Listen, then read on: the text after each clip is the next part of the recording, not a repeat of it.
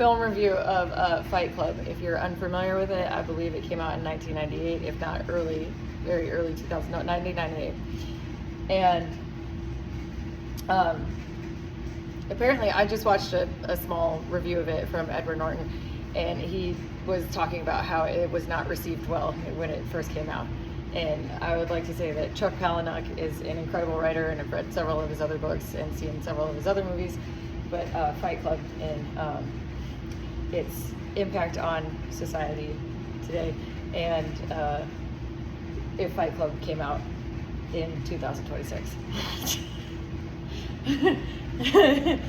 Okay, first and foremost, my critique involves the fact that there's really only one female character in it, and she's kind of, and to me, in quantum world over here, in quantum science world, what that means to me is I could have wrote the whole thing where everybody's like, oh, you know, Tyler Durden is a figment of the other character's imagination and so on, and I'm going to stand there and say, yeah, and Helena Bonham Carter's character could have wrote the whole thing and been like, this is my fantasy.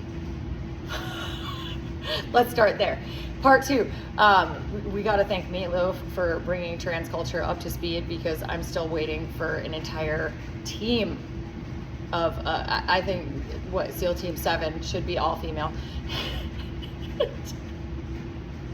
And then I think it's a really interesting perspective that in this day and age, there's a whole group of men that, from Gen X all the way down to Zoomers, that have seen this film are like, yeah, I'm going to the gym, I'm going to get ripped. And then there's that scene in the movie where they're standing, I think it's in the subway, it might be on a bus, but they're looking at a Calvin Klein underwear ad, and they start talking about how misogyny in our culture has damnified them, and same thing basically with women, and that it's just a snake eating its tail. And what I think is really interesting is, I mean, the build upon that within the subculture of like the Fight Club man, like UFC.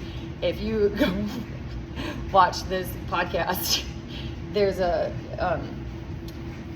particular edition of the Joe Rogan Experience that they talk about the lone survivor and Marcus Luttrell, and how it would be really weird to watch yourself on screen as Marky Mark plays you, and they actually reference the Calvin Klein ad and all of that. So that's what I have to say about Fight Club, and we, that's without touching any of the soap making and the chemistry and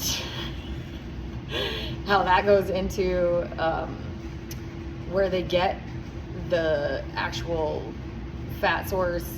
And I honestly, I think the only part that Chuck Palahniuk did not, I mean, he alluded, but did not talk about, was where the lie came from, the bone ash. So I'm just going to leave it there. And I want to thank Edward Norton for calling out clairvoyantly and saying, can you do a review of this? Me and Brad want to watch it. Thanks. Have a good day.